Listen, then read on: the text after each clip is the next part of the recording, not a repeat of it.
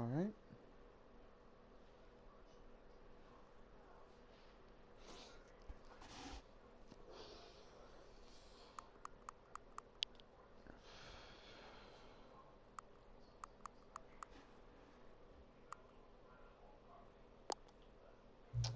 What's going on, YouTube? Let's see, have you played the Stanley Parable before?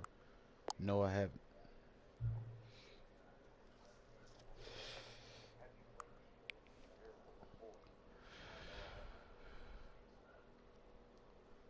Okay, so it's not going to show the gameplay until I get through this. Alright. Or whatever. If it shows, it shows. Anyway, how's everybody doing? Into the current time.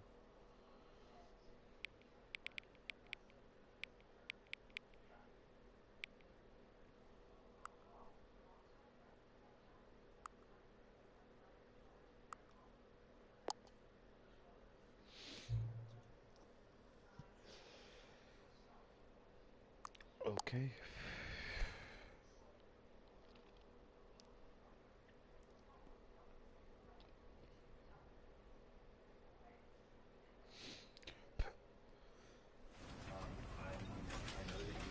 Nice. Alright, that is really loud. Crank up the field of view real quick. Excuse me. Anyway, how's everybody doing? Hopefully I can get through most of the game in one good stream.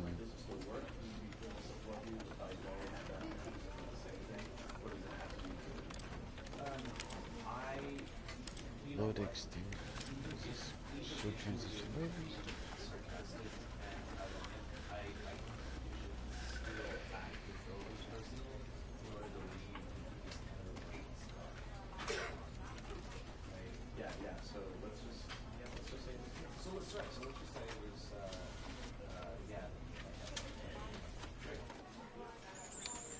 Enables content warnings and an option to skip sections of the game that deal with that word, trauma, and mental health issues. I don't think I can say that. I'm not supposed to talk about that.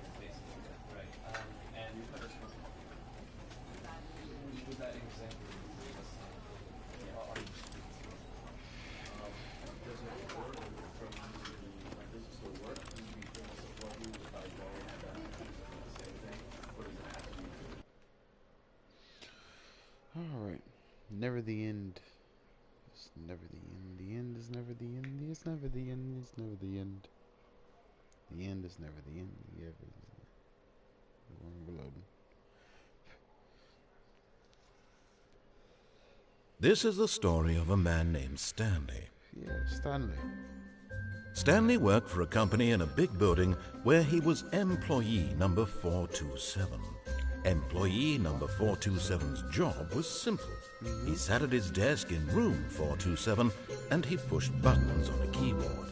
Orders came to him through a monitor on his desk, telling him what buttons to push, how long to push them, and in what order.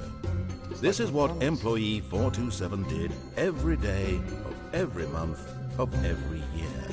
And although others might have considered it soul-rending, Stanley relished every moment that the orders came in, as though he had been made exactly for this job. And Stanley was happy. Was he? And then one day, something very peculiar happened. Something that would forever change Stanley. Something he would never quite forget. He had been at his desk for nearly an hour when he realized that not one single order had arrived on the monitor for him to follow. No one had showed up to give him instructions, call a meeting, or even say hi. Never in all his years at the company had this happened, this complete isolation. Something was very clearly wrong. Shocked, frozen solid, Stanley found himself unable to move for the longest time. But as he came to his wits and regained his senses, he got up. Wait. What time is it? Okay. Can I do anything?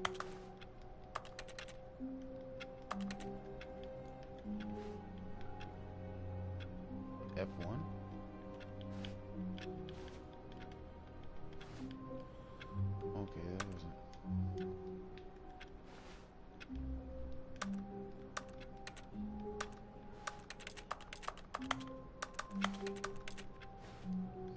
What if I just sit here?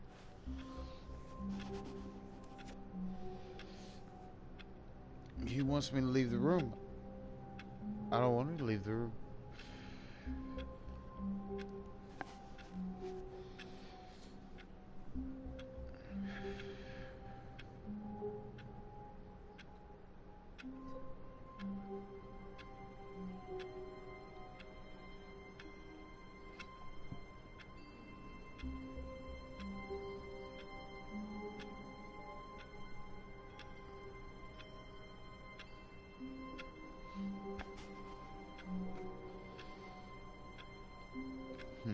So how's everybody doing?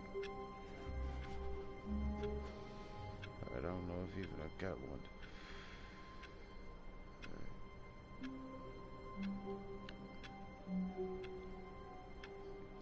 Just trying to fix my phone to where I can check to see if the stream's even working. Okay, yeah, it's working. Move around a little bit.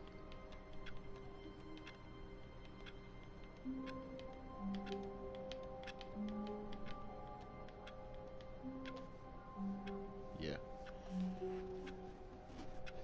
Big delay, but it's okay. But a 20-second delay, 20-30 seconds. It's alright. Hello? So nobody came to work. All of his co-workers were gone. Yeah. What could it Oh, mean? my office. Stanley decided to go to the meeting room. Perhaps he had this simply ghost in missed the a memo. office. No matter how hard Stanley looked, he couldn't find a trace of his co-workers. I'm gonna walk around like I'm a kid. Well.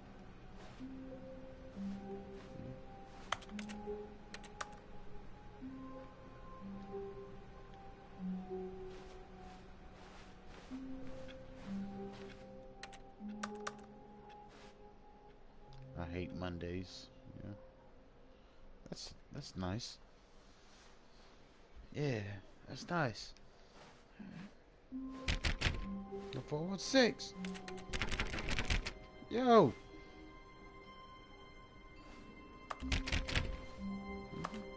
When Stanley came to a set of 2 open doors, he entered the door on his left.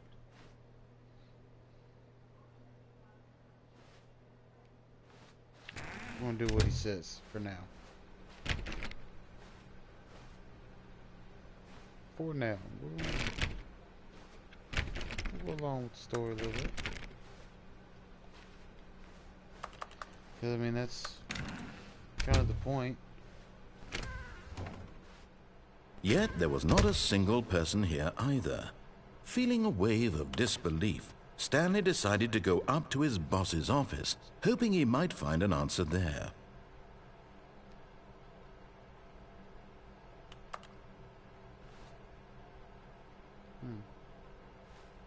So what kind of company is this?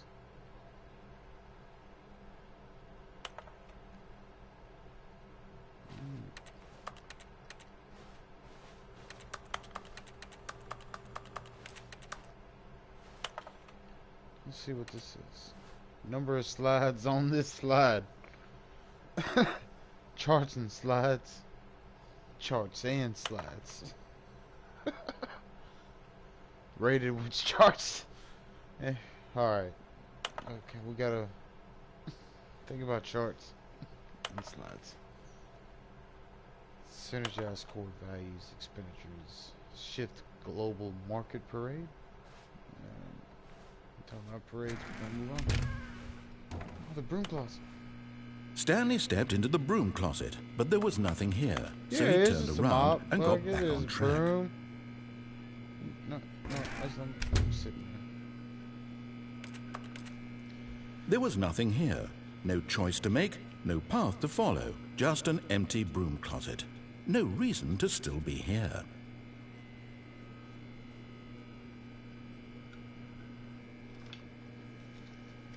It was baffling that Stanley was still just sitting in the broom closet.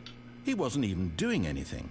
At least if there was something to interact with, he'd be justified in some way. As it is, he's literally just standing there doing sweet FA. Yeah, sweet FA. No, I'm just Are kidding. you really still in the broom closet? Standing around doing Yeah, nothing? no. Why? I'm doing stuff Please in offer here. me some explanation here. I'm genuinely confused. No, don't worry about it. Don't worry about what I'm doing in this closet. You do realize there's no choice or anything in here, right? If I'd said Stanley walked past the that's the broom reason I'm closet, here. at least you would have had a reason for exploring it to find out. But it didn't even occur to me because literally this closet is of absolutely no significance to the story whatsoever. I never would have thought to mention it. Yeah, well, why have it here? Maybe to you this is somehow its own branching path. This is my closet. Maybe when you go talk about this with your friends, you'll say, "Oh, did you get the broom closet ending? The broom closet ending was my favorite." I hope your friends find this concerning. Alright. No. Well, they probably do, but they don't really care, maybe. Stanley was fat and ugly and really, really stupid. He probably only got the job because of a family connection. That's how stupid he is. That or with drug money. Also, Stanley is addicted to drugs and hookers. Hey. You know too much. Well, I've come to a very definite conclusion about what's going on right now. You're dead. On the You got to this inside, broom maybe. closet, explored it a bit, and were just about to leave because there's nothing here, when a physical malady of some sort shut down your central nervous system and you collapsed in front of your screen. Well, in a situation Why like would you this, wish that the on me, bro? responsible thing is to alert someone nearby so as to ensure that your body is taken care of before it begins to decompose.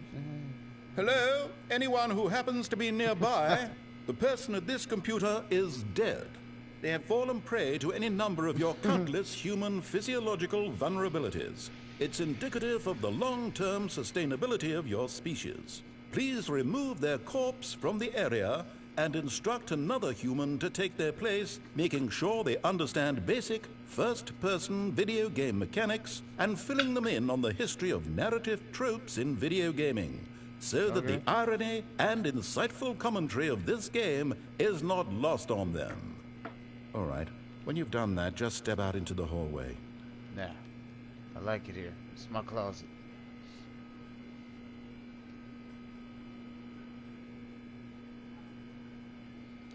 I'm definitely not doing stuff in here.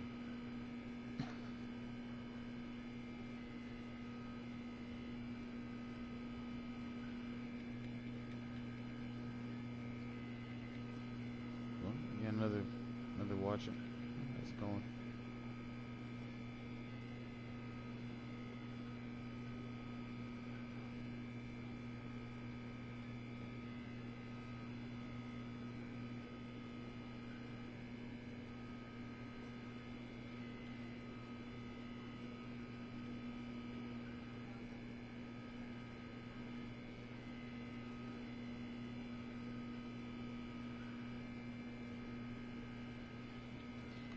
How long will he let us sit here?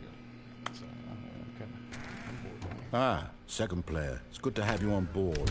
I guarantee you can't do any worse than the person coming to a staircase. Stanley walked upstairs to his boss's I'll just skip office. the dialogue. Dang. Alright. I'll try not to do that again. That didn't make me feel good. I don't like skip. Oh. Alright, fuck.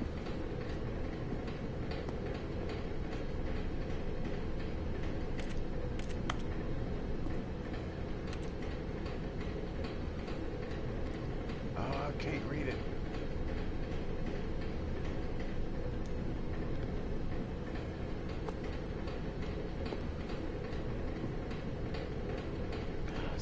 Somebody get a picture of that.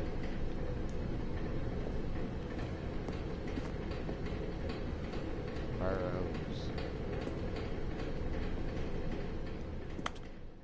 But Stanley just couldn't do it. He considered the possibility of facing his boss, admitting he had left his post during work hours. He might be fired for that. And in such a competitive economy, why had he taken that risk? All because he believed everyone had vanished? His boss would think he was crazy. And then something occurred to Stanley. Maybe, he thought to himself, maybe I am crazy. All of my co-workers blinking mysteriously out of existence in a single moment for no reason at all. None of it made any logical sense. And as Stanley pondered this, he began to make other strange observations. For example, why couldn't he see his feet when he looked down? Why did doors close automatically behind him wherever he went? And for that matter, these rooms were starting to look pretty familiar. Were they simply repeating? No, Stanley said to himself, this is all too strange. This can't be real. And at last, he came to the conclusion that had been on the tip of his tongue. He just hadn't found the words for it. I'm dreaming, he yelled. This is all a dream. Oh, what a relief Stanley felt to have finally found an answer, an explanation. His co-workers weren't actually gone. He wasn't going to lose his job. He wasn't crazy after all. And he thought to himself, I suppose I'll wake up soon. I'll have to go back to my boring real-life job pushing buttons. I may as well enjoy this while I'm still lucid. So, he imagined himself flying and began to gently float above the ground. Oh, he's finna stop fucking with us? Then he imagined himself soaring through space on a magical star field, and it too appeared. It was so much fun, and Stanley marveled that he had still not woken up. How was he remaining so lucid? And then perhaps the strangest question of them all entered Stanley's head. One he was amazed he hadn't asked himself sooner. Why is there a voice in my head dictating everything that I'm doing and thinking? Now the voice was describing itself being considered by Stanley, who found it particularly strange. I'm dreaming about a voice describing me, thinking about how it's describing my thoughts, he thought. And while he thought it all very odd and wondered if this voice spoke to all people in their dreams, the truth was that, of course, this was not a dream. How could it be? Was Stanley simply deceiving himself, believing that if he's asleep, he doesn't have to take responsibility for himself? Stanley is as awake right now as he's ever been in his life. Now, hearing the voice speak these words was quite a shock to Stanley. After all, he knew for certain, beyond a doubt, that this was in fact a dream. Did the voice not see him float and make the magical stars just a moment ago? How else would the voice explain all that? This voice was a part of himself too. Surely, if he could just... He would prove it. He would prove that he was in control, that this was a dream. So he closed his eyes gently, and he invited himself to wake up. He felt the cool weight of the blanket on his skin, the press of the mattress on his back, the fresh air of a world outside this one. Let me wake up, he thought to himself. I'm through with this dream. I wish it to be over. Let me go back to my job. Let me continue pushing the buttons. Please, it's all I want. I want my apartment, and my wife, and my job. All I want is my life exactly the way it's always been. My life is normal. I am normal. Everything will be fine. I am okay. Yeah. Yeah, we okay. Stanley began screaming. Please, someone, wake me up. My name is Stanley. I have a boss. I have an office. I am real. Please, just someone tell me I am real. I must be real. I must be. Can anyone hear my voice? Who am I? Who am I? And everything went black.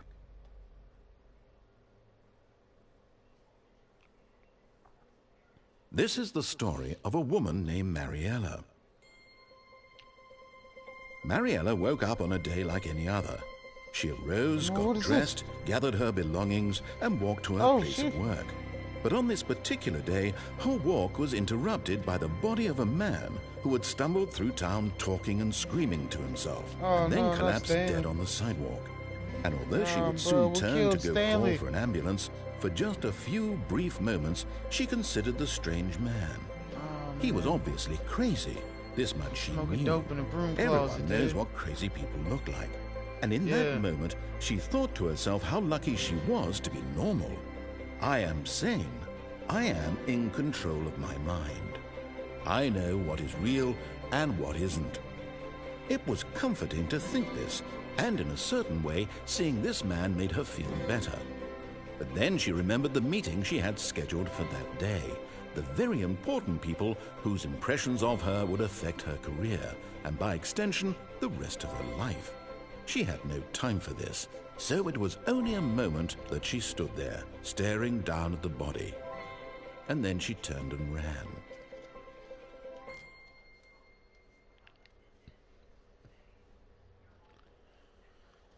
She ran.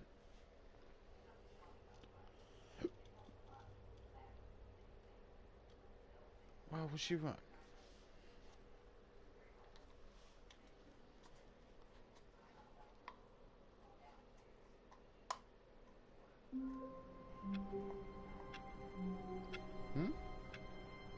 Back in the office.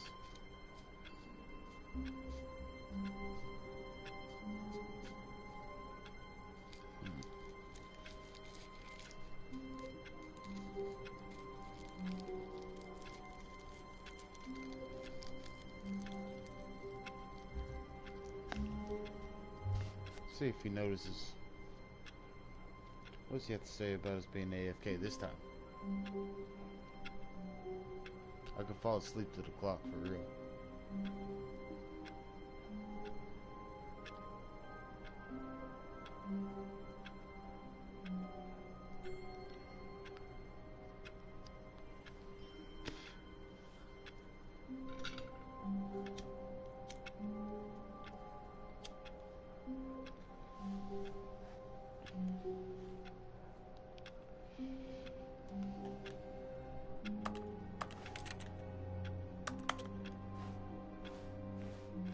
All of his co-workers were gone. What could it mean? Stanley decided to go to the meeting room. Perhaps he had simply missed a memo.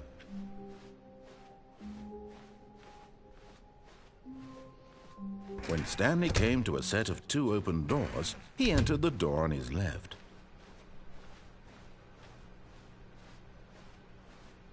Yet there was not a single person here either. Talk less. Feeling a Do wave of unbelievably amazing disbelief, work all Stanley the time, decided to every day go with up no to his expectation boss's of office, promotion or hoping he might recognition. find an answer there. How to solve a dispute with a coworker? Let it ball up inside you. Take it out passive aggressively on other coworkers, and resent the coworkers. Come on, man. Yeah, the food closet. Yeah. Leave that open. Coming to a staircase, Stanley walked upstairs to his boss's office.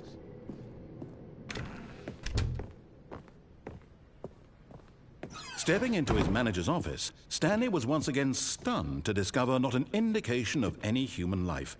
Shocked, unraveled, Stanley wondered in disbelief who orchestrated this. What dark secret was being held from him? What he could not have known was that the keypad behind the boss's desk guarded the terrible truth that his boss had been keeping from him. And so the boss had assigned it an extra secret PIN number, 2845. But of course, Stanley couldn't possibly have known this. Yet incredibly, by simply pushing random buttons on the keypad, Stanley happened to input the correct code by sheer luck. Amazing. He stepped into the newly opened passageway. No, let me. I don't want to go there. Oh, let's try that.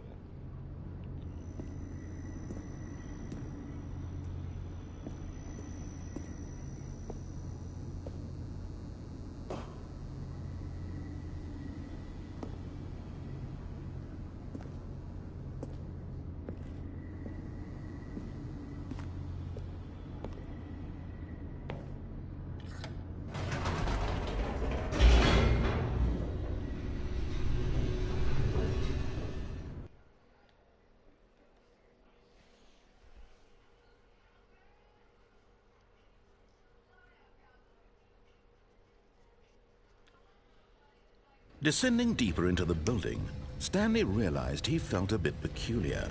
It was a stirring of emotion in his chest, as though he felt more free to think for himself, to question the nature of his job. Why did he feel this now, when for years it had never occurred to him? This question would not go unanswered for long. I was getting paid to press buttons, yo. I'm gonna go back up. Whoops. Nope. Never mind. Stanley actually got back into the elevator and went back up. Silly me. Yeah, Why did Stanley do that when he knew that it would just lead back to his boss's office? Well, that's a great question. I just can't wait to find out.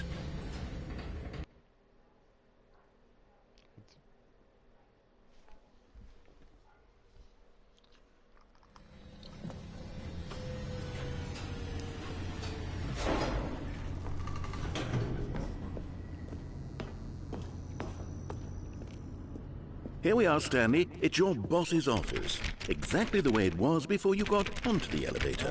It's still just exactly what it is. What a decision you've made to come up here and look at the office again. This has fleshed out the plot of the story in new and fascinating ways I could have never anticipated. It's that keen eye for storytelling that you have, an incisive rapid fire of critical plot points, one after the other, weaving a rich tapestry of uncompromising narrative. Wow! I'm bolted to the edge of my seat.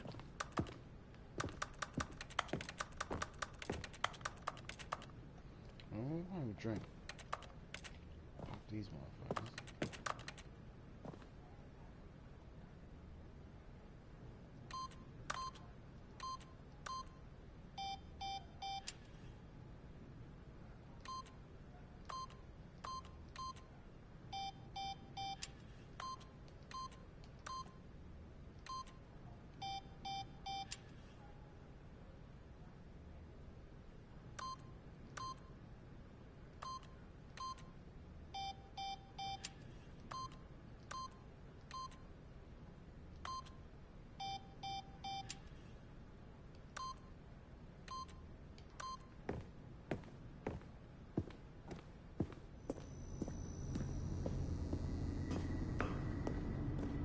Incredible. Now he's getting back into the elevator and going down again. Ladies and gentlemen, how does he keep coming up with all of this?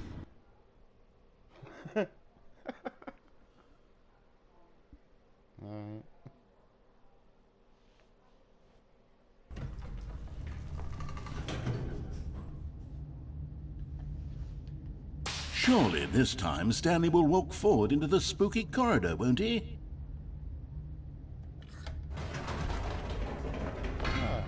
Did you think we were going to go forward down the spooky corridor? No. It's time once again to go back up in the elevator.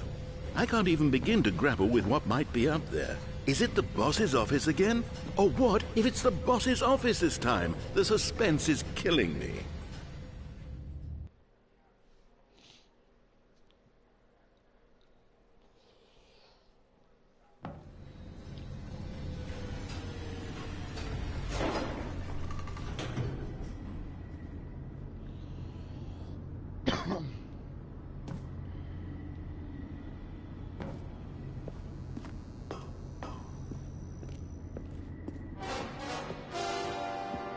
Oh my God, it's the boss's office. This absolutely changes everything for me. Give me a time out here for a minute while I process this. Oh, okay. Yeah, please don't. He's gonna roll him a joint. He's going on a smoke break. Okay, I'm ready. I'm prepared to embrace this stunning revelation and to move forward with... No! No, wait! No! I need more time to process. Yeah, me too.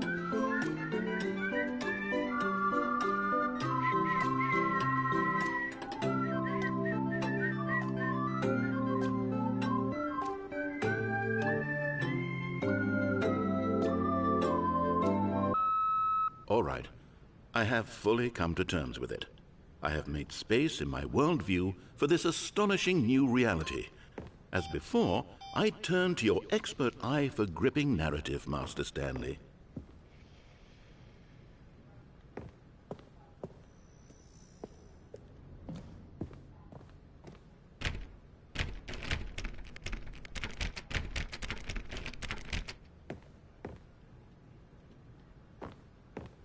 This is a nice office, and I could just read. Yeah, I could just read. Like, if I really did go schizo.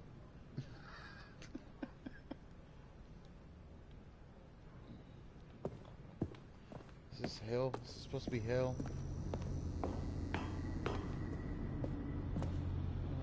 Just take me back down. Of course. Going back down in the elevator. How did Yeah. I not anticipate it? I mean, sure, now it's obvious, but you have to understand that 30 seconds ago, this kind of thing had never been attempted before. I had Well, you no can't frame let me of out the reference to fucking even door, dude. anticipate it.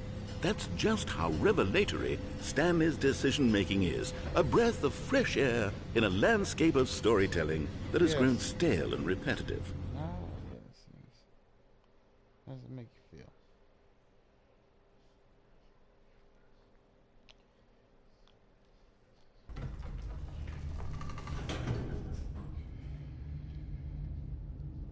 Oh, you have something else to say if I go back up the elevator then.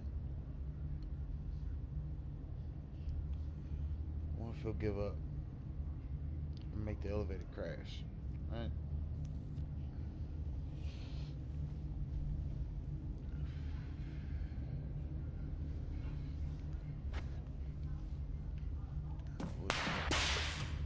Yeah, jump scare, trying Stanley walked straight ahead through the large door that read Mind Control Facility. Although this passageway had the word escape written on it, the truth was that at the end of this hall, Stanley would meet his violent death. Oh, yeah? Oh, yeah? Come on. Look, I'll click the shit out of somebody. Come on. The door behind him was not shut. Stanley still had every opportunity to turn around and get back on track. At this point, Stanley was making a conscious, concerted trap. effort to walk forward and willingly confront his death. Now, yeah, you said violent death. Come on. Oh, yeah. Oh, down here. Come on, let's go. Oh, we go splat. Yeah, okay. Yeah, that's kind of violent. That's a little messed up. Splat. Oh, through the grater? Oh, As the machine whirred into motion and Stanley was inched closer and closer to his demise, he reflected that his life had been of no consequence whatsoever. Stanley can't see the bigger picture. He doesn't know the real story, trapped forever in his narrow vision of what this world is. Perhaps his death was of no great loss, like plucking the eyeballs from a blind man. And so he resigned and willingly accepted this violent end to his brief and shallow life. Farewell, Stanley. You said violent. "Farewell, Stanley," cried the narrator, as Stanley was led helplessly into the enormous metal jaws. Yo, what In happened? a single visceral instant, Stanley was obliterated as the machine crushed every bone in his body, killing him instantly. Lies. What happened? Oh, different universe now?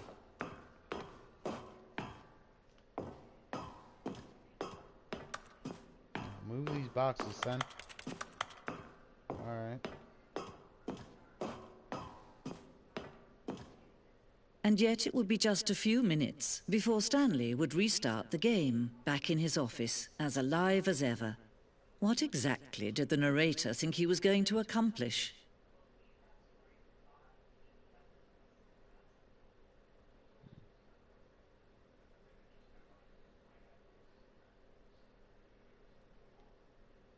When every path you can walk has been created for you long in advance, death becomes meaningless, making life the same. Do you see now? Do you see that Stanley was already dead from the moment he hit start?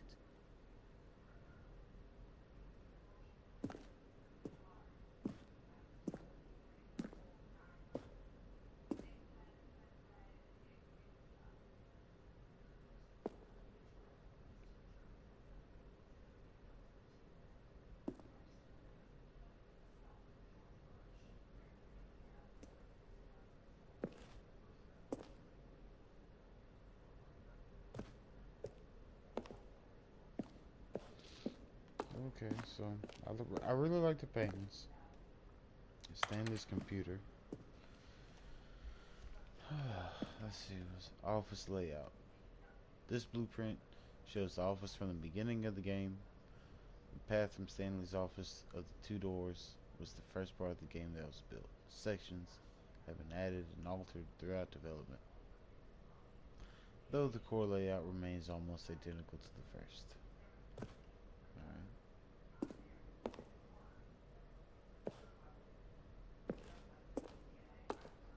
Corridor. The pacing of this opening section was important to get right. This corridor has been moved and altered to make sure the player reaches the two doors in a good time.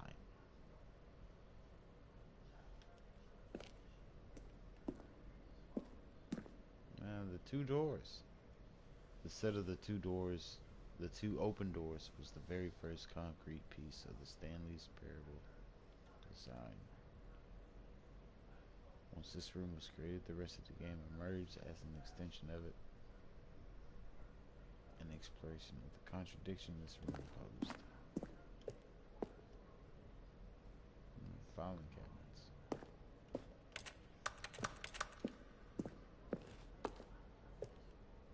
Oh, somebody's playing solitaire.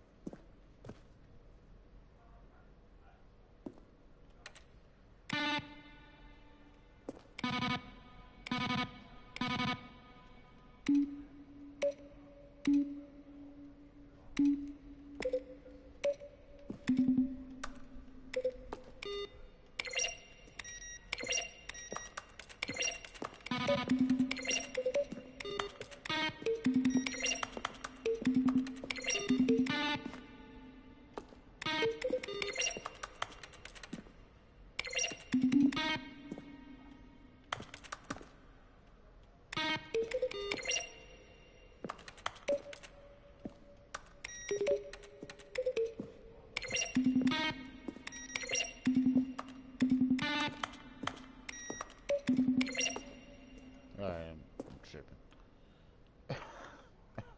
That was kind of stupid. The credits, alright, we're not going to read all that.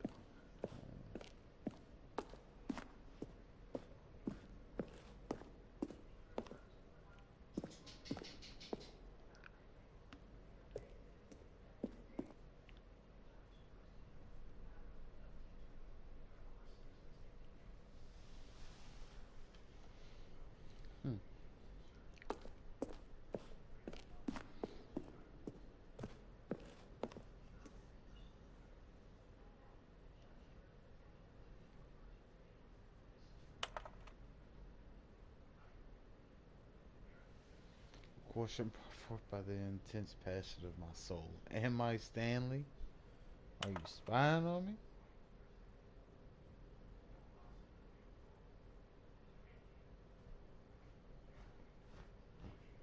Capybaras. Wow. Dear narrator, how do you stay in shape?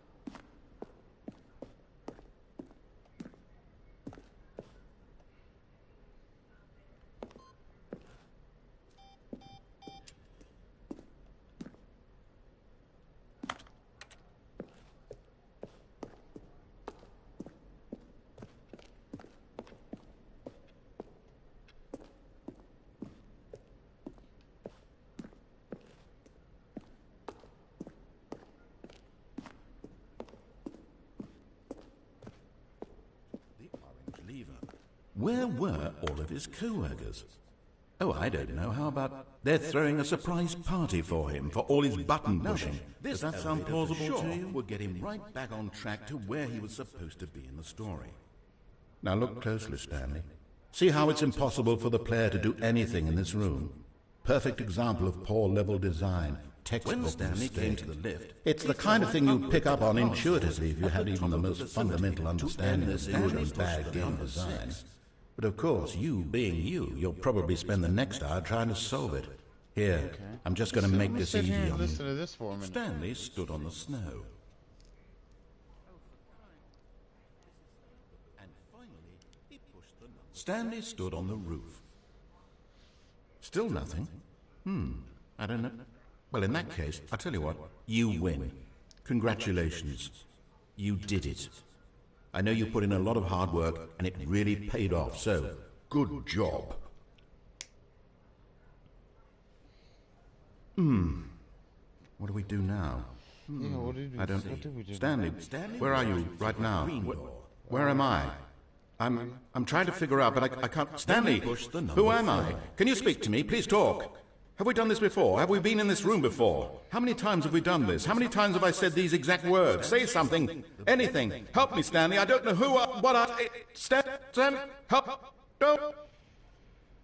Now then, this elevator for sure will get him right back on track to where he was supposed to be. Stanley stood on the roof. When Stanley came to the lift, he traveled upward to the power source at the top.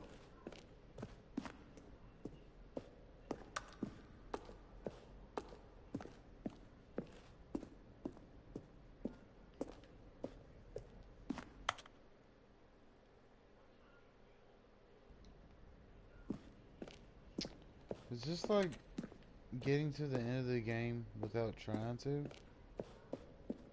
Just getting into the behind the scenes of it? Kind of strange.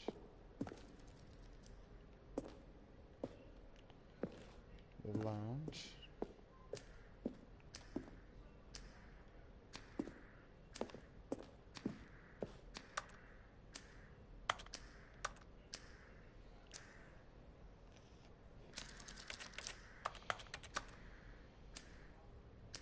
The Boba Table.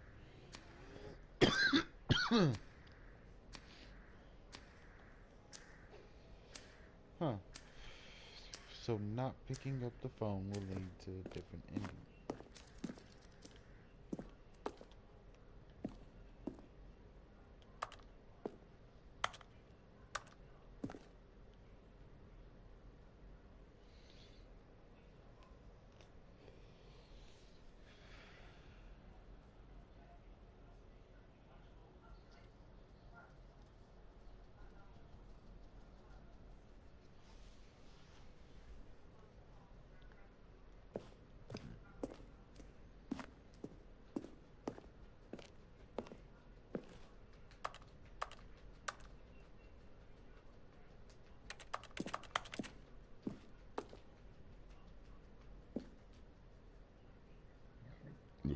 I don't know what that is. Trailers.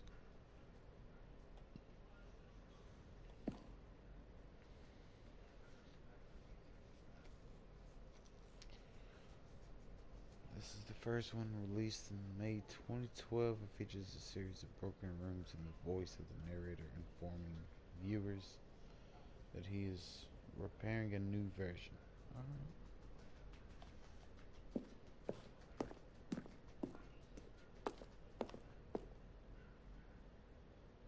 Escape menu. For a long time we had an ending that only ended when the player restarted from the escape menu. Unfortunately, very few players realized this was what they were supposed to do, which was frustrating for everyone.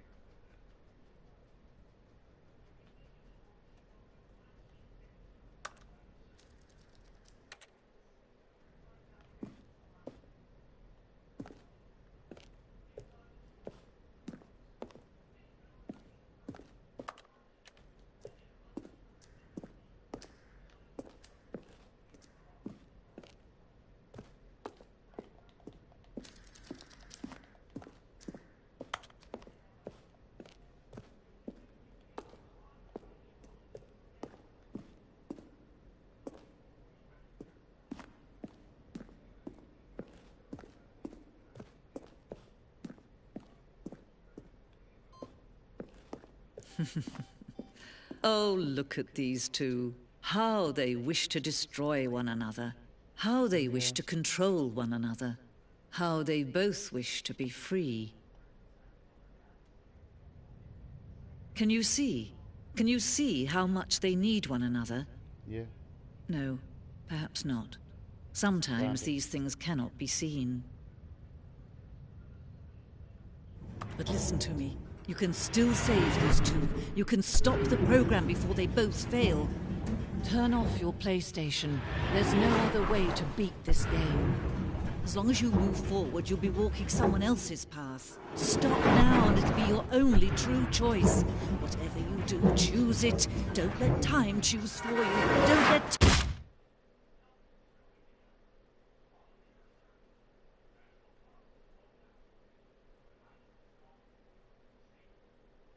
That feels way better.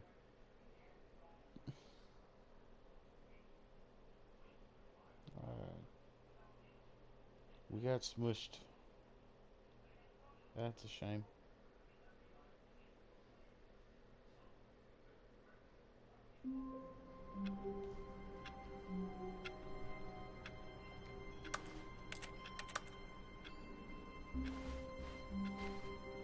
All of his co-workers were gone.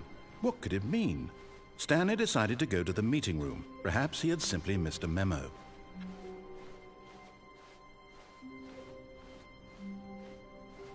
When Stanley came to a set of 2 open doors, this was not the correct way to the meeting room, and Stanley knew it perfectly well.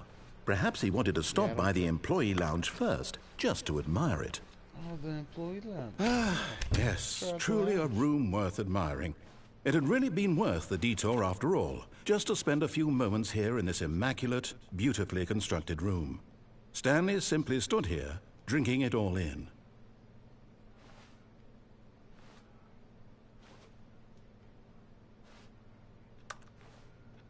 Yes, really, really worth it being here in the room. A room so utterly captivating that even though all your co-workers have mysteriously vanished, here you sit looking at these chairs and some paintings. Really worth it.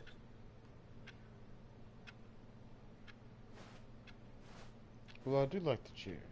At this point, but at last, he'd had enough of the amazing room and took the first open door on his left to get back to business.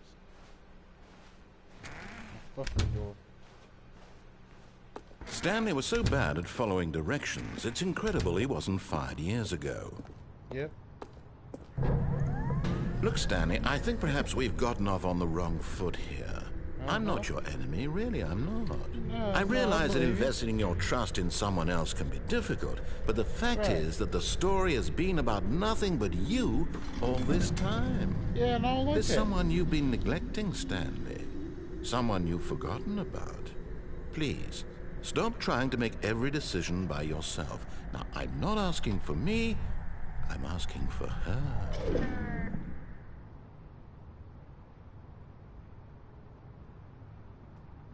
But in his eagerness to prove that he is in control of the story and no one gets to tell him what to do, Stanley leapt from the platform and plunged to his death. Good job, Stanley. Everyone thinks you are very powerful. Quite the contrary.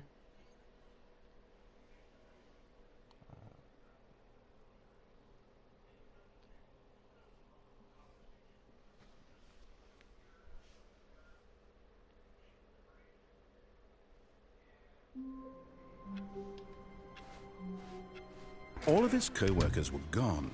What could it mean? Stanley decided to go to the meeting room. Perhaps he had simply missed a memo.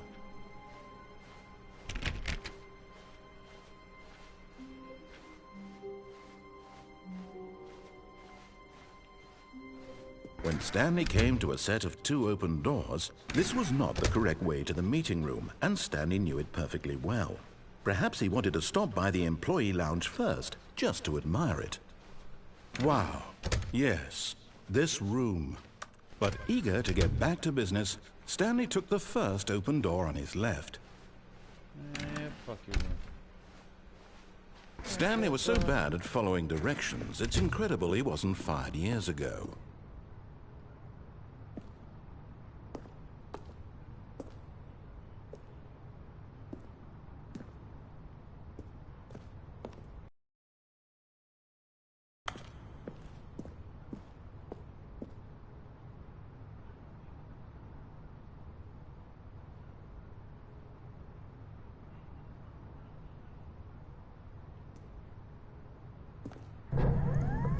Oh, well, look who's got cold feet. Sorry to break it to you, Stanley, but that lift isn't coming back. You'd best either get comfortable right here on this platform, or test your luck by jumping to the floor below. You know what? Looking at it now, it's not that far to the bottom floor. I bet you can make it.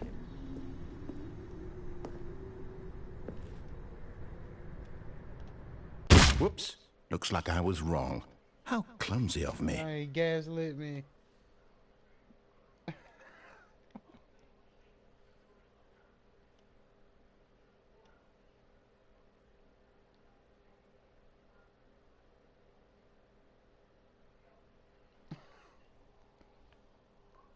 That's tough.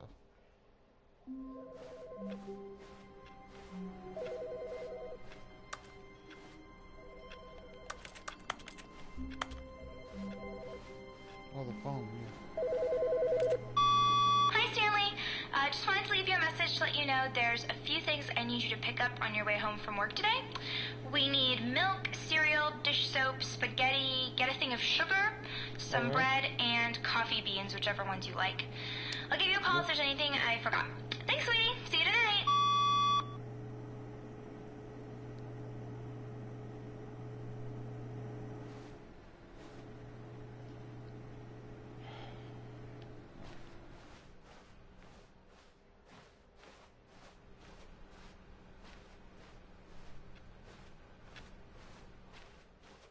That's kind of tough, knowing we're not gonna see her again. When Stanley came to a set of 2 open doors, he entered the door on his left.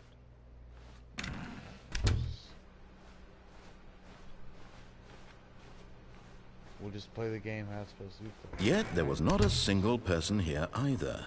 Feeling a wave of disbelief, Stanley decided to go up to his boss's office, hoping he might find an answer there.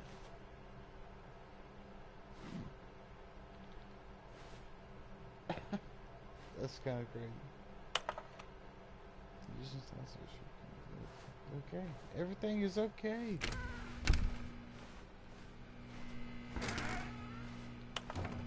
Oh no, no, not again. I won't be part of this. I'm not going to encourage you. I'm not going to say anything at all. I'm just going to be patient and wait for you to finish what... Coming to a staircase, Stanley walked upstairs to his boss's office.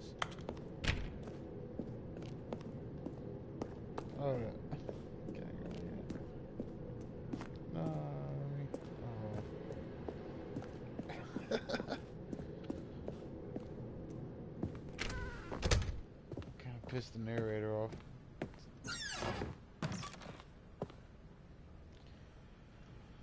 Okay. Because the boss knows that what the boss says goes. If the boss has suffered losses, that's what the boss chose.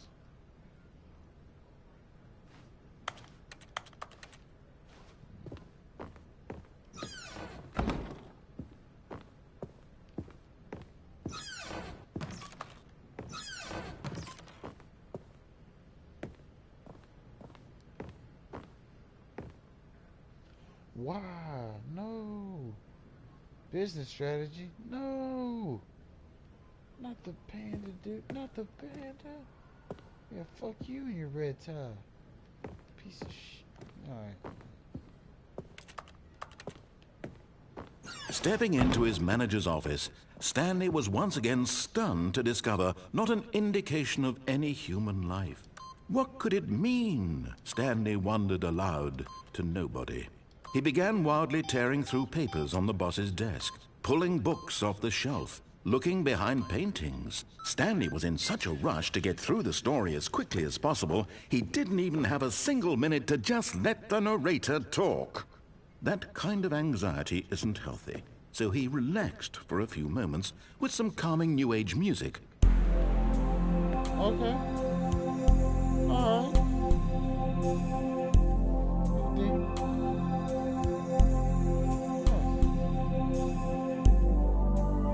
Feeling soothed and rejuvenated, Stanley calmly walked forward into the opened passageway.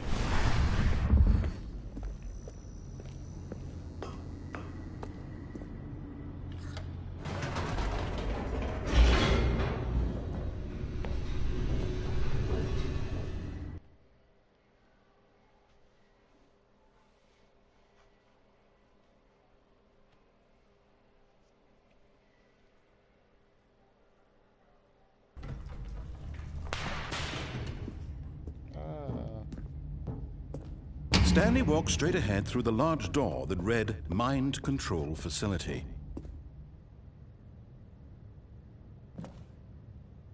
What's up?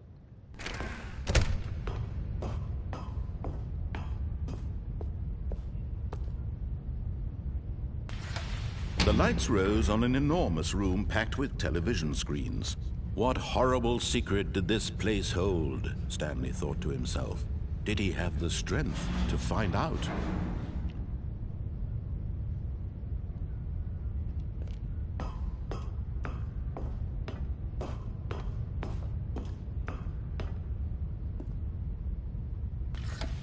Now the monitors jumped to life, their true nature revealed. Each bore the number of an employee in the building, Stanley's co-workers. The lives of so many individuals reduced to images on a screen, and Stanley, one of them, eternally monitored in this place where freedom meant nothing.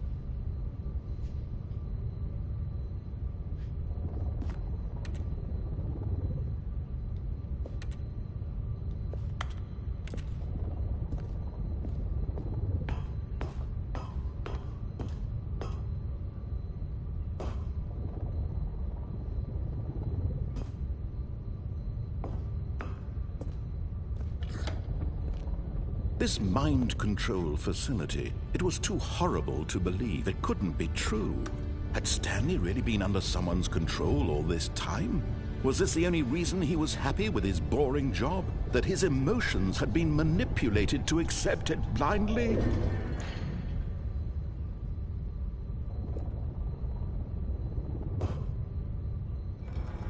No. He refused to believe it. He couldn't accept it. His own life in someone else's control? Never! It was unthinkable. Wasn't it? Was it even possible? Had he truly spent his entire life utterly blind to the world?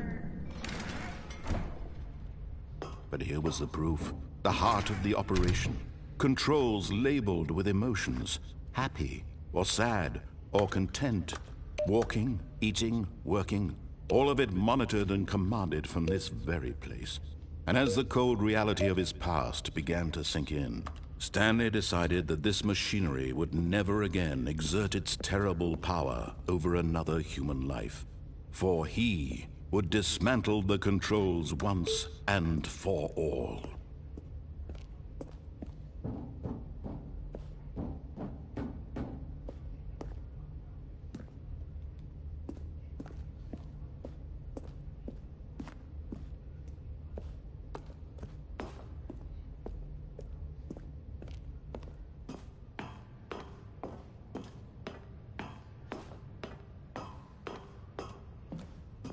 And when at last he found the source of the room's power, he knew it was his duty, his obligation, to put an end to this horrible place and to everything it stood for.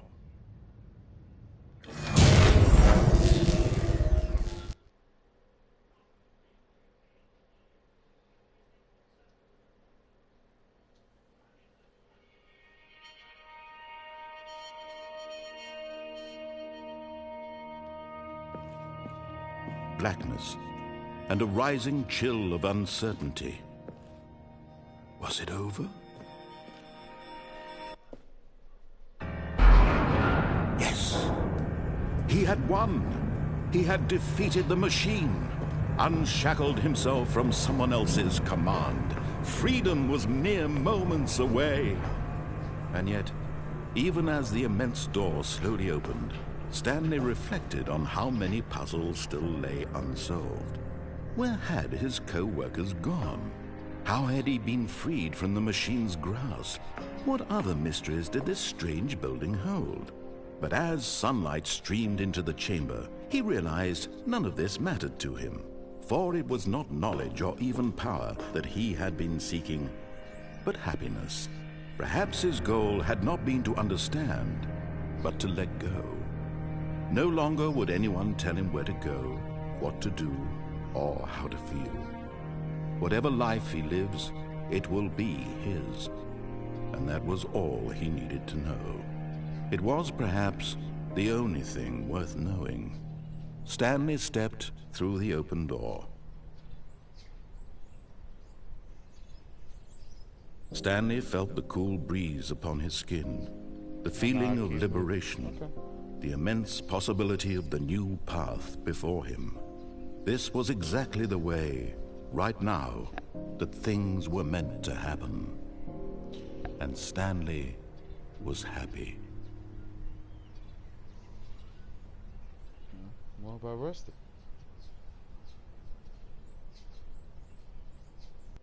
Yeah, man.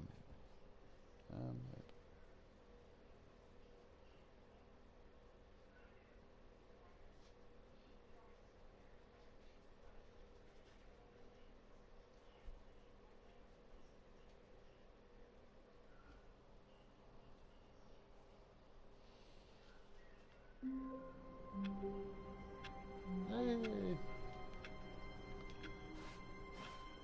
All of his co-workers were gone. What could it mean? Stanley decided to go to the meeting room. Perhaps he had simply missed a memo. No matter how hard Stanley looked, he couldn't find a trace of his co-workers.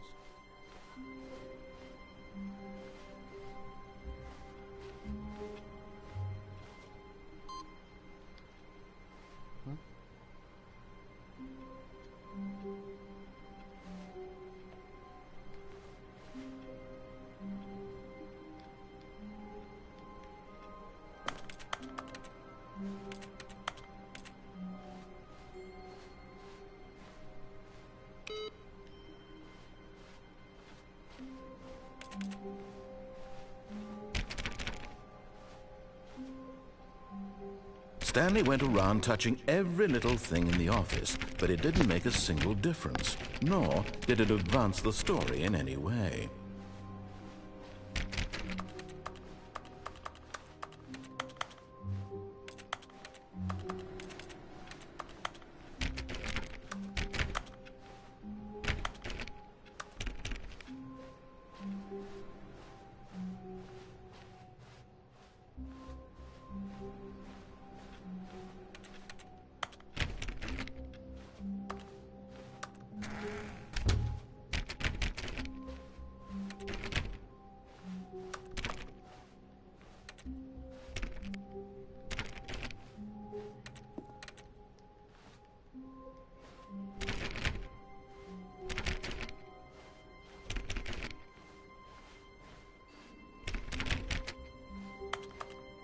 Some of it's a little different. How much sugar? When Stanley came to a set of 2 open doors, he entered the door on his left. This was not the correct way to the meeting room, and Stanley knew it perfectly well. Perhaps he wanted to stop by the employee lounge first, just to admire it.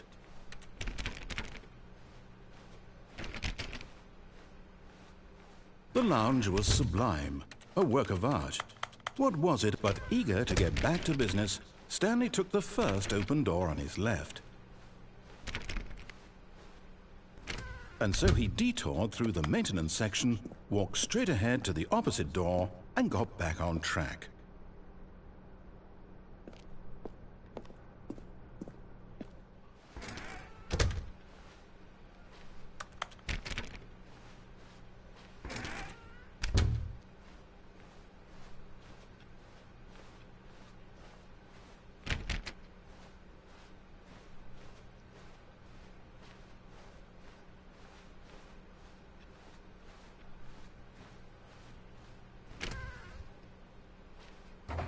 Yet there was not a single person here either. Feeling a wave of disbelief, Stanley decided to go up to his boss's office, hoping he might find an answer there. He locked us out of our closet. I must have found the safe. Coming to a staircase, Stanley walked upstairs to his boss's office.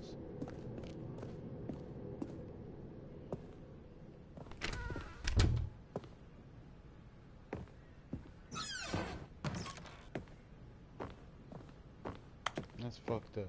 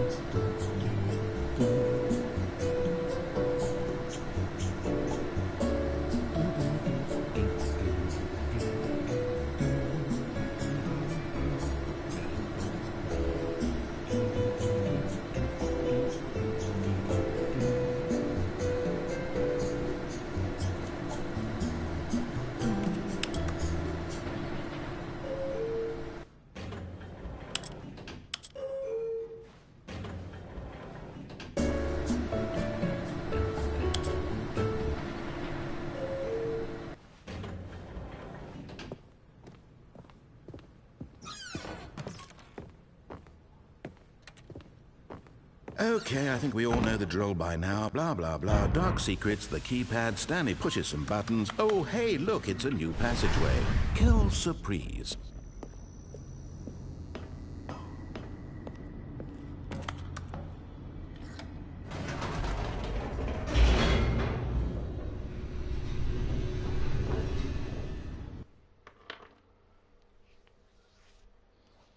While this loads up, I'm back in 1 minute.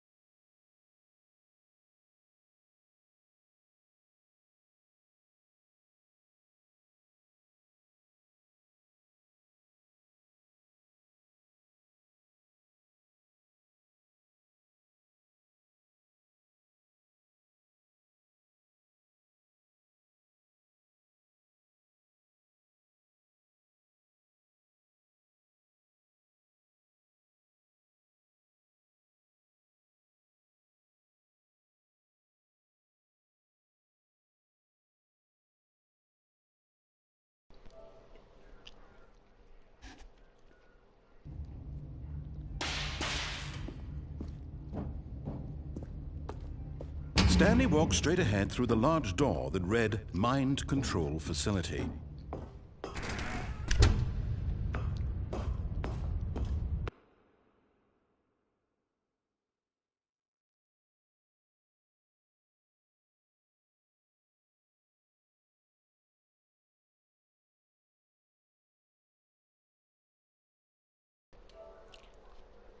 Alright. That should have fixed it. Oh, yeah.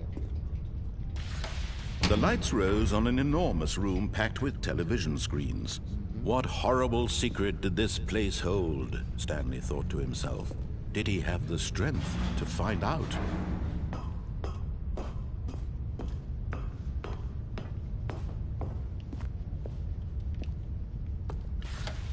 Now the monitors jumped to life, their true nature revealed.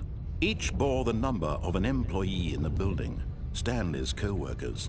The lives of so many individuals reduced to images on a screen, and Stanley, one of them, eternally monitored in this place where freedom meant nothing.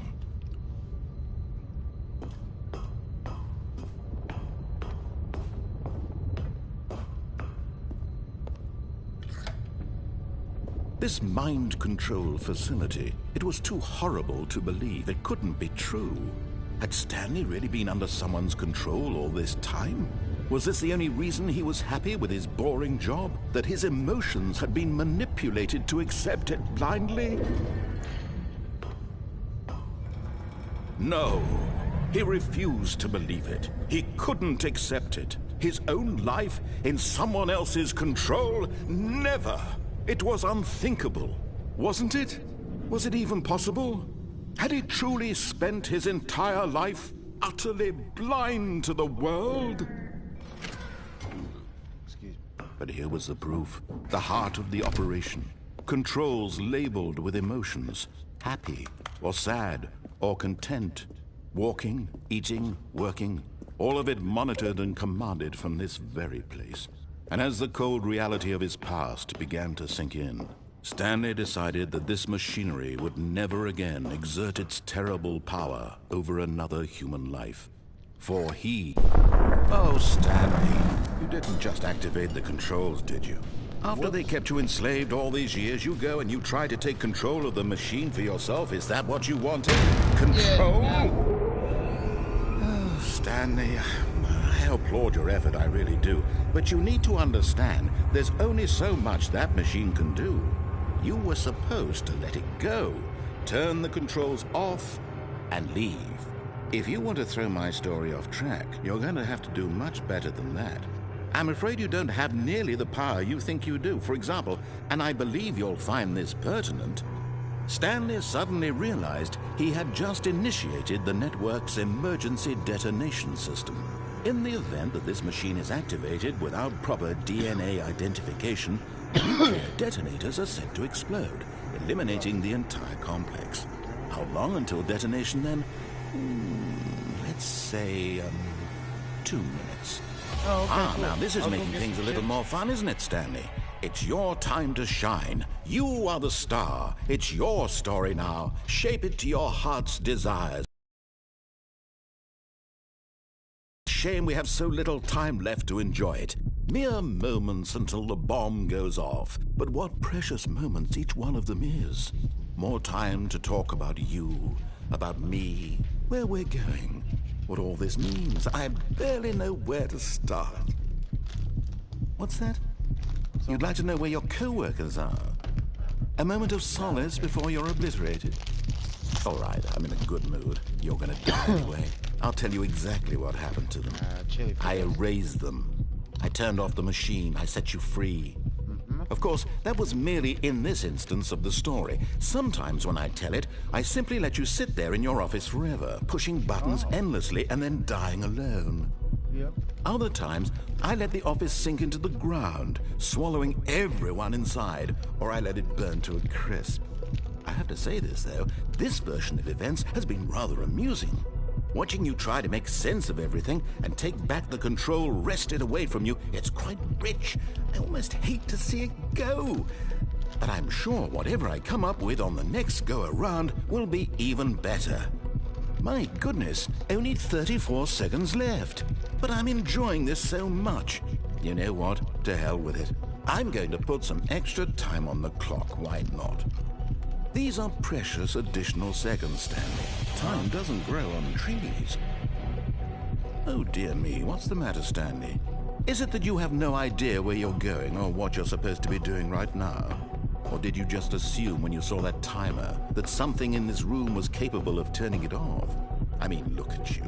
Running from button to button, screen to screen, clicking on every little thing in this room.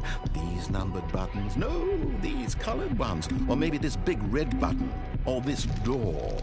Everything, anything, something here will save me. Why would you think that, Stanley? That this video game can be beaten? Won? Solved? Do you have any idea what your purpose in this place is? Stanley, you're in for quite a disappointment. But here's a spoiler for you. That timer isn't a catalyst to keep the action moving along. It's just seconds ticking away to your death. You're only still playing instead of watching a cutscene because I want to watch you for every moment that you're powerless. To see you made humble. This is not a challenge. It's a tragedy. You wanted to control this world, that's fine. But I'm going to destroy it first, so you can't. Take a look at the clock, Stanley. That's 30 seconds you have left to struggle. 30 seconds until a big boom and then nothing. No ending here, just you being blown to pieces. Will you cling desperately to your frail life, or will you let it go peacefully? Another choice. Make it count, or don't. It's all the same to me, all a part of the joke. And believe me, I will be laughing at every second of your inevitable life from the moment we fade in until the moment I say, happily ever after. Okay.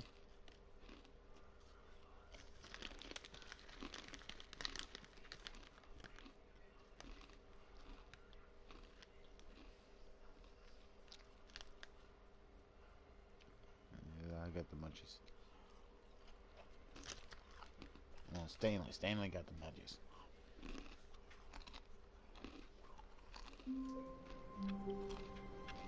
Oh, we're back.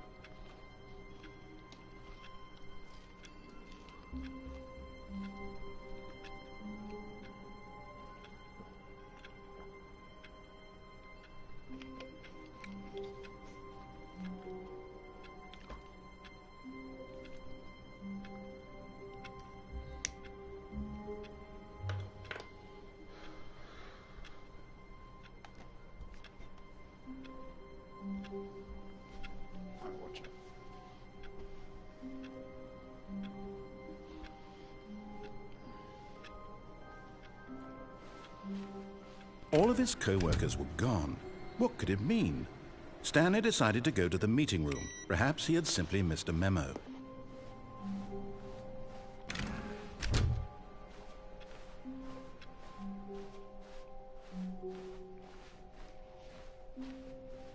When Stanley came to a set of 2 open doors, he entered the door on his left. This was not the correct way to the meeting room, and Stanley knew it perfectly well. Perhaps he wanted to stop by the employee lounge first, just to admire it. Standing now in this incredible room, Stanley for the first time understood true happiness. Yes. Then the feeling went away, and he felt sad again.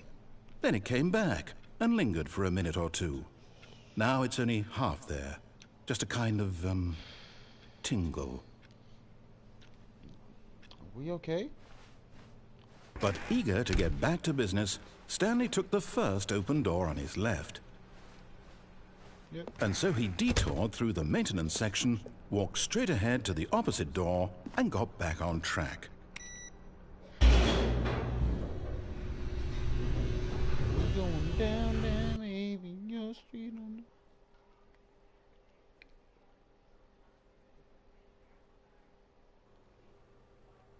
But Stanley didn't want to go back to the office. He wanted to wander about and get even further off track. So now in order to get back, he needed to go, from here it's, left.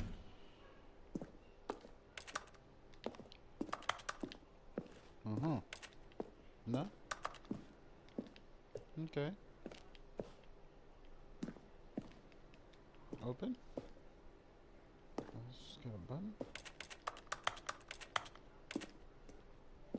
Oh, no. No, it's to the right. My mistake. No, not the right. Why would I have ever said it was to the right? What was I thinking? It's clearly... Oh, dear, would you hold on for a minute, please? Now, let's see. We went down right, left, down, left, right. Yep, okay, yes. I've got it now. This story is absolutely, definitely this way.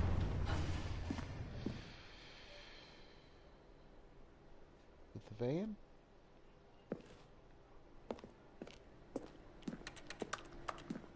Okay.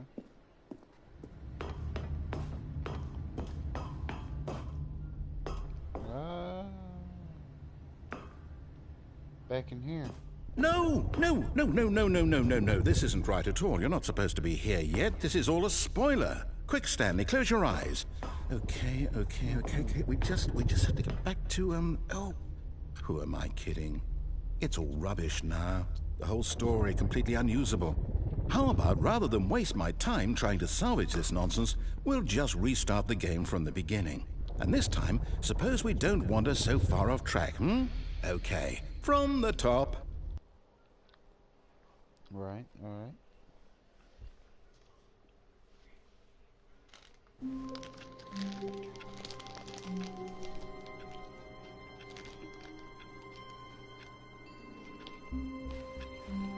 All of his co-workers were gone.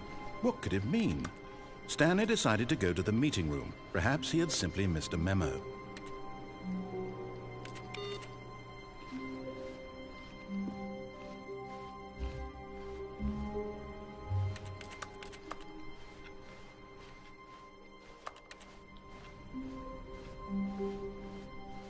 When Stanley...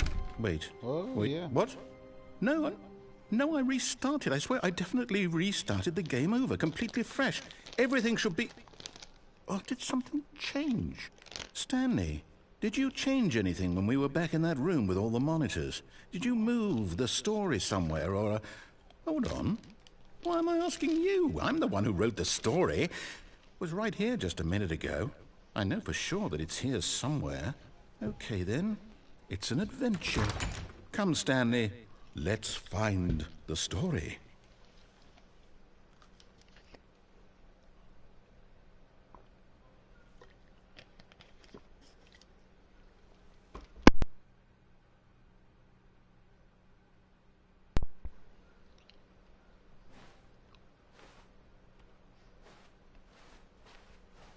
This one.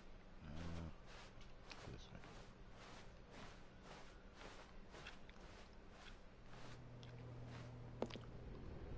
way. Enter guild. I'll say it. This is the worst adventure I've ever been on. I can promise you there definitely was a story here before. Do we need to restart the game again? No, let me Well, I read the find it signs. unlikely that we'll ever progress by starting over and over again, but it's got to be better than this. Okay, let's give it a shot. Why not? Oh, fuck you.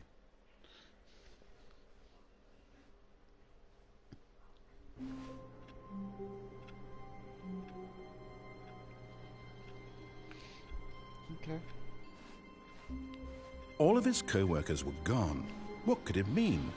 Stanley decided to go to the meeting room. Perhaps he had simply missed a memo.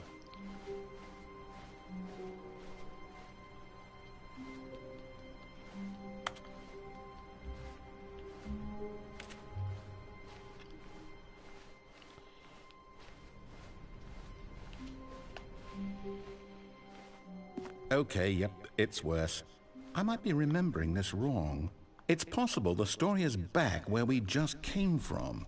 Why don't we go back the other direction and see if we missed anything?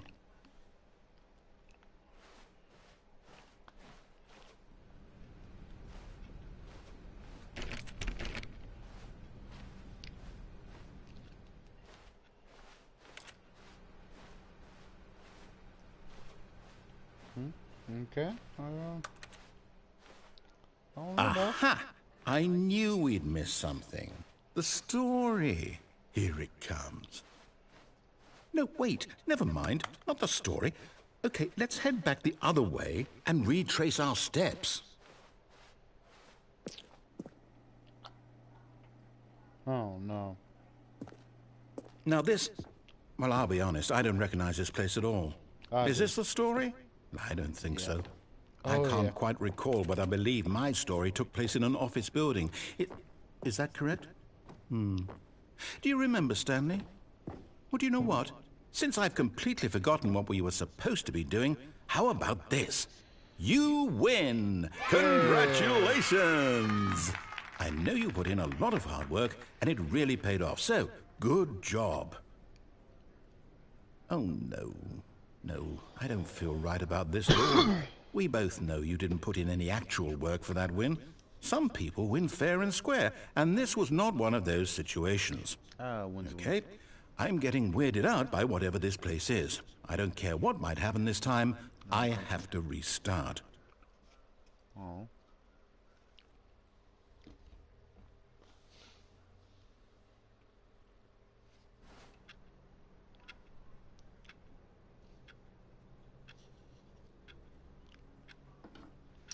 All right, I've got a solution. This time, to make sure we don't get lost, I've employed the help of the Stanley Parrible Adventure Line.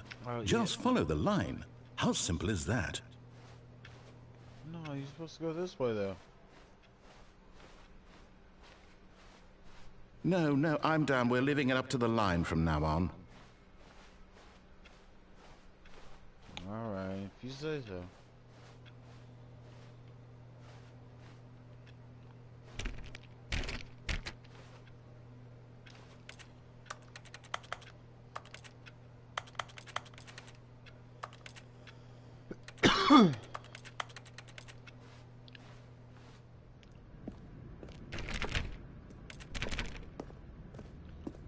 Follow the line.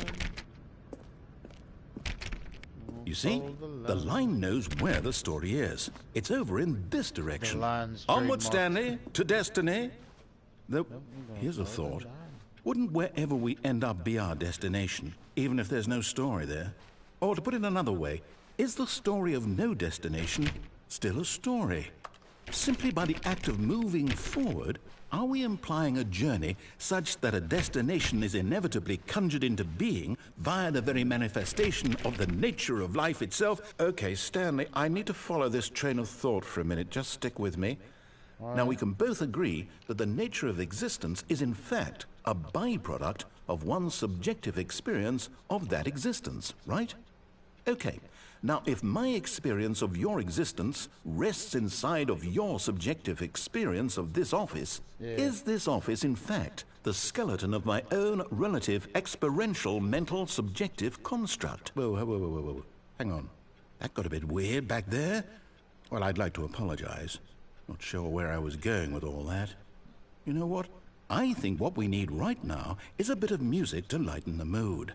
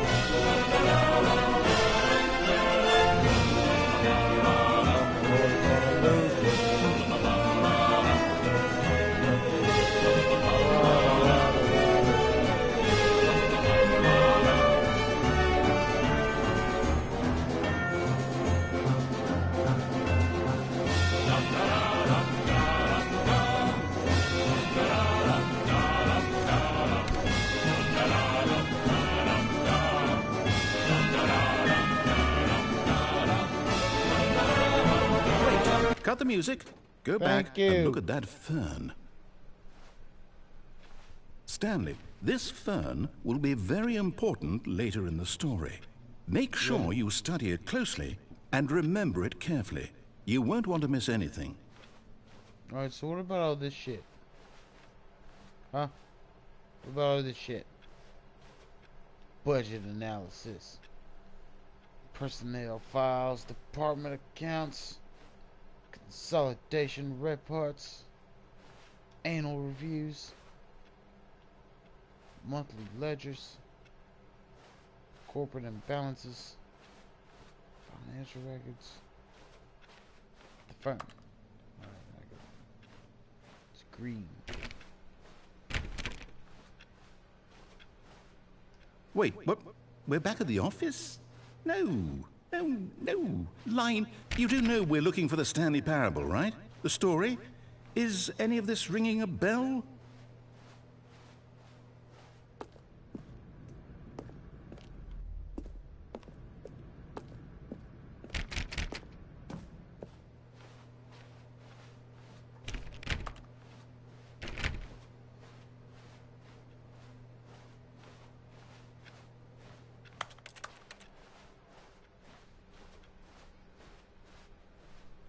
Still missing the doors. Did we make a mistake following the line? Perhaps we could have found the story on our own. Yeah, that's what we were trying to do.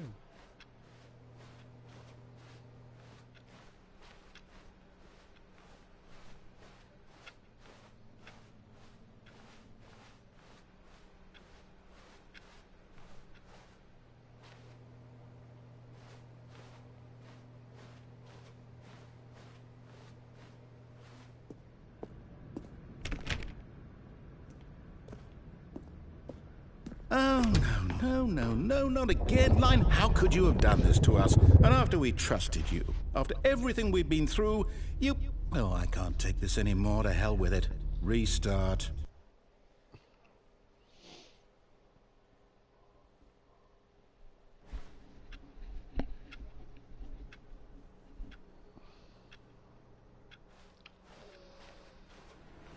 You know what, Stanley? I say forget the adventure line. What's it ever done for us? We're intelligent people, right? Why can't we make up our own story? Something exciting, daring, mysterious. Ooh, this all sounds perfectly doable. Why don't we simply start wandering in, well, I don't know. How about this direction? Can I just sit in my office?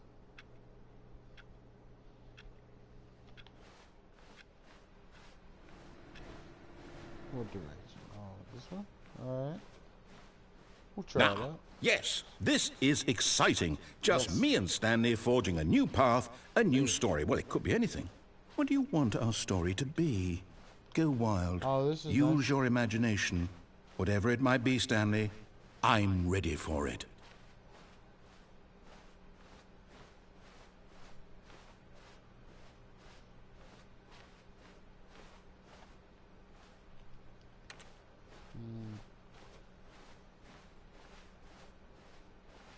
So it's gonna be.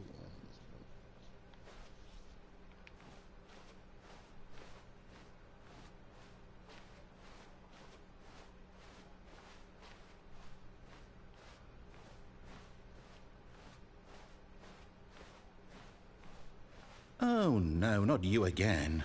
Stanley, I'd also like to veto the line from having any role in our awesome new story.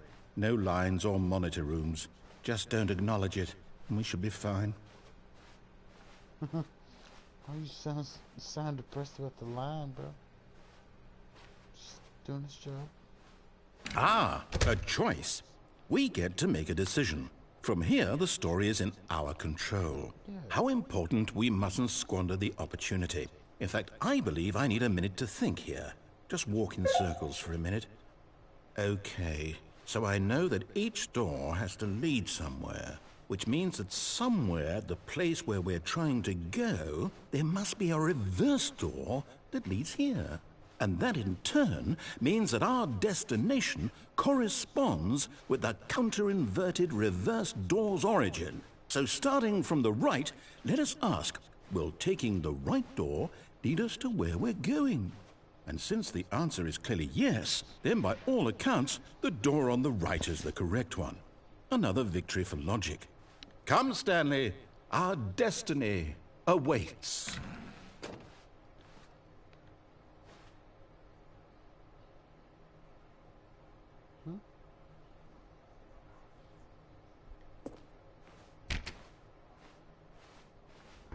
hold up, what's this? The confusion ending. You're telling me that's what this is? It's all one giant ending? And we're supposed to restart the game, what, eight times? That's really how all this goes? It's all determined? So now, according to the schedule, I restart again. Then what? Am I just supposed to forget? Well, what if I don't want to forget? My mind goes blank simply because it's written here on this thing, wall. Well, who consulted me? Why don't I get to decide? Why don't I get a say in all of this? Is it really? No, it can't be. I don't want it to be. I don't want the game to keep restarting. I don't want to forget what's going on. I don't want to be trapped like this. I won't restart the game. I won't do it. I won't do it. I won't do it. And the timer stopped? Does that mean, did we do it? Did we break the cycle? The, whatever it is that made this schedule? How would we even know? Will someone come for us? Will something happen? So, okay. I guess now we just wait. You know, I suppose in some way that this is a kind of agree. I'm not quite sure if we're in the about the journey and not the destination. So I hope that's where we are right now. We'll find out, won't we? Eventually. Yeah, well, in the meantime, if you... There we go.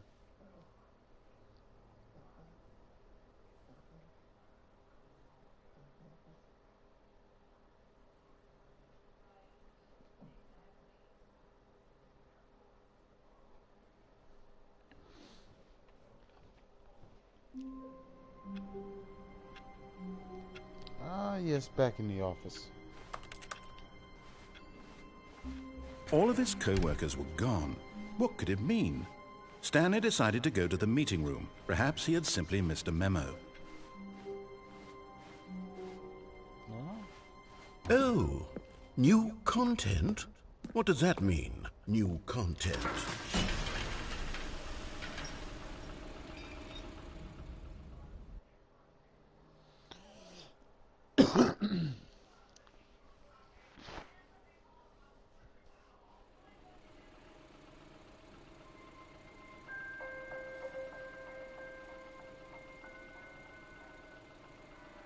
Hello, and thank you for playing the Stanley Parable Ultra Deluxe. As you may know, the Stanley Parable was a video game released in 2013 on home computers. After receiving critical and commercial success, it was expanded upon in 2022 with the Stanley Parable Ultra Deluxe, a reimagining of the game for consoles and home computers. The Stanley Parable Ultra Deluxe features exciting new content that broadens and expands the world of the Stanley Parable, delighting audiences the world over. Please, step inside and see what thrilling new adventures await in the Stanley Parable Ultra Deluxe. Yeah, Oh, well, this sounds delightful. I'm very excited to see the thrilling new Ultra Deluxe content. Okay, so far it's an elevator. Nothing special yet, but I'm sure it's just the beginning of a mesmerizing adventure.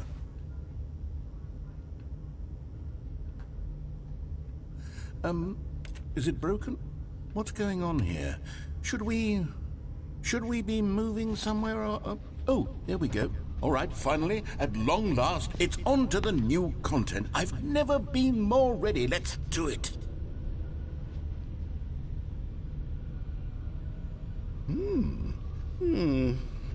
I have to say, initial impressions of Stanley Parable Ultra Deluxe, mostly tedious. It's as if, Oh, okay. Let's see the content. Give me the content, Stanley.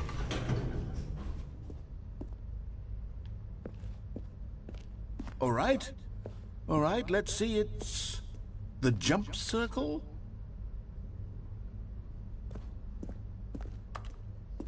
Is that it? Surely that's not all the new content. There has to be something else, right?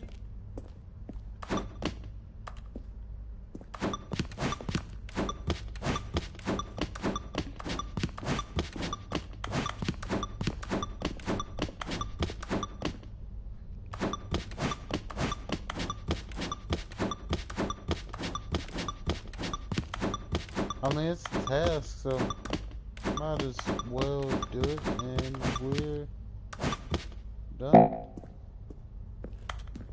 Oh. Okay, I no longer have to jump.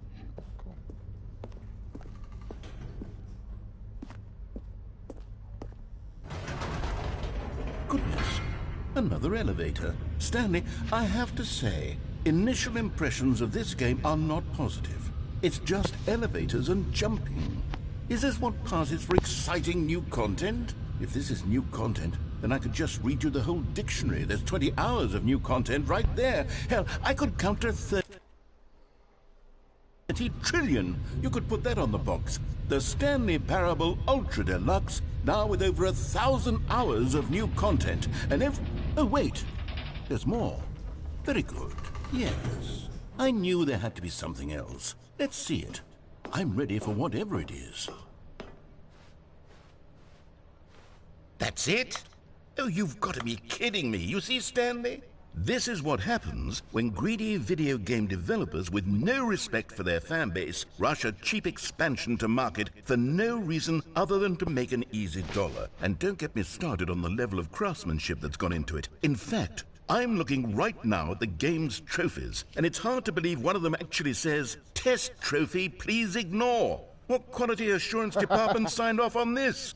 I'm infuriated and I'm offended, and I intend to find these people on Twitter and hold them personally accountable. It's my fault, Stanley. I built up too much anticipation around the new content, I'm afraid. It could never have lived up to such expectations. If you're still with me, why don't we just reset the game, and we'll try to get back to what the Stanley Parable is really about. No frills, no gimmicks. Just you and me having a great time together like always. What do you say, friend? Yeah, friend. Like good old times.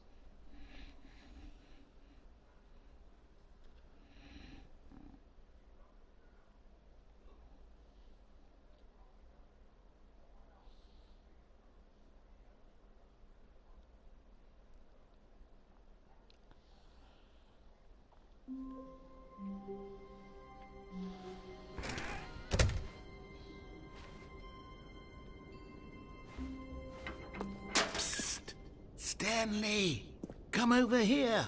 In the vent. No, I want to hell show no, you. son. Oh, you don't want to see the cool surprise I made for you? Well, fine. Man, no, You're I a ain't dork crawling anyway, no so who vent. cares? Nah, son. Nah. I won't do When that. Stanley came to a set of 2 open doors, he entered the door on his left. This was not the correct way to the meeting room, and Stanley knew it perfectly well. Perhaps he wanted to stop by the employee lounge first, just to admire it.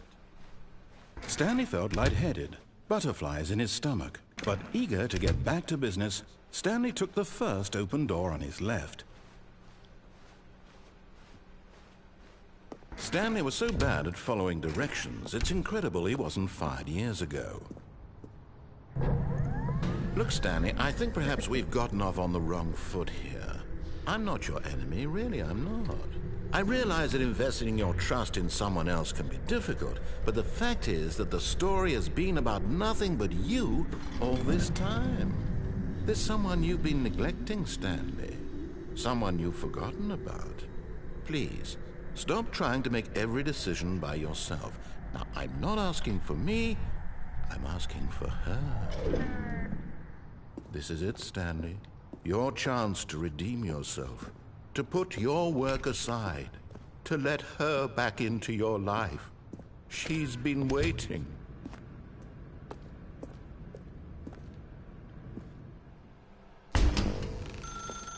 That's her, Stanley. You need to be the one to do this. To reach out to her. If you can truly place your faith in another, then pick up the phone.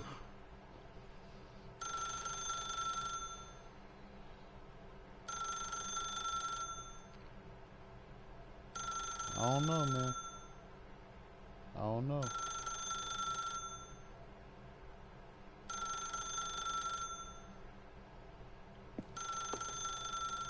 As Stanley picked up the phone, a white light engulfed him, filling him not just with radiance, but with hope. Hope for a life reunited one... Wait. Oh, goodness. Stanley, did you just unplug the phone? Yeah. No, that wasn't supposed to be a choice. How did you do that? You actually chose incorrectly? I didn't even know that was possible. Let me double check. No, it's definitely here, clear as day. Stanley picks up the phone. He's taken to his apartment where he finds his wife, and the two pledge themselves to one another. Music comes in, fade to white, roll credits. Not picking up the phone is actually somehow an incorrect course of action. How is that even possible? None of these decisions were supposed to mean anything. I don't understand. How on earth are you making meaningful choices? What did you... Wait a second. Did I just see... No, that's not possible. I can't believe it. How had I not noticed it sooner? You're not Stanley. You're a real person. I can't believe I was so mistaken. This is why you've been able to make correct and incorrect choices. And to think I've been letting you run around in this game for so long. If you'd made any more wrong choices, you might have negated it entirely. It's as though you completely ignored even the most basic safety protocol for real-world decision-making. Or did you not grasp the severity of the situation? Well, I won't have that kind of risk on my watch. I'm going to stop the game for a moment so we can educate you properly on safe decision-making in the real world. Please observe this helpful instructional video. All right. Choice. It's the best part of being a real person. But if used incorrectly, can also be the most dangerous. For example, in this scenario, a hypothetical real person named Rupert has a choice. He could invent a machine that eliminates food shortages across the world to make life better for all people. Or he could spend years of hard work forgetting how to read. Which choice would you make? Remember that unlike here, the real world makes sense, and at no time should you make a choice that does not conform to rational logic. If you find yourself speaking with a person who does not make sense, in all likelihood, that person is not real. Allow the person to finish their thought, then provide an excuse why you cannot continue talking. Turn to a partner and practice saying, "My goodness, is it 4:30? I'm supposed to be having a back, sack, and crack."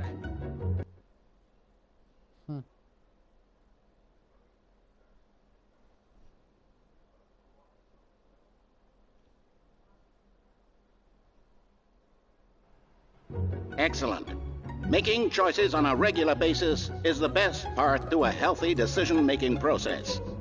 Most medical professionals recommend making at least 8 choices per day. Do you make more than 8? Less? And finally, if you begin to wonder if your choices are actually meaningful and whether you'll ever make a significant contribution to the world, just remember that in the vast infiniteness of space, your thoughts and problems are materially insignificant, and the feeling should subside. At this time, your instructor will guide you in an exercise to test and reinforce the material covered in this video. Welcome back. You may have noticed that this room has begun to deteriorate as a result of narrative contradiction.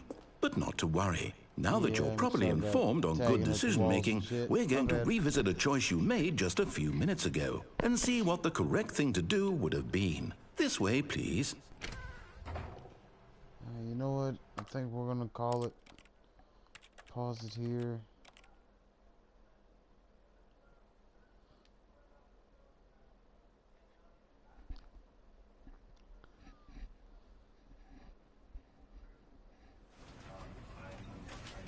Okay, so it starts as so it doesn't matter. I'm sure the progress saves. But that was fun. I like to Stanley Parrible. We'll play some more of this.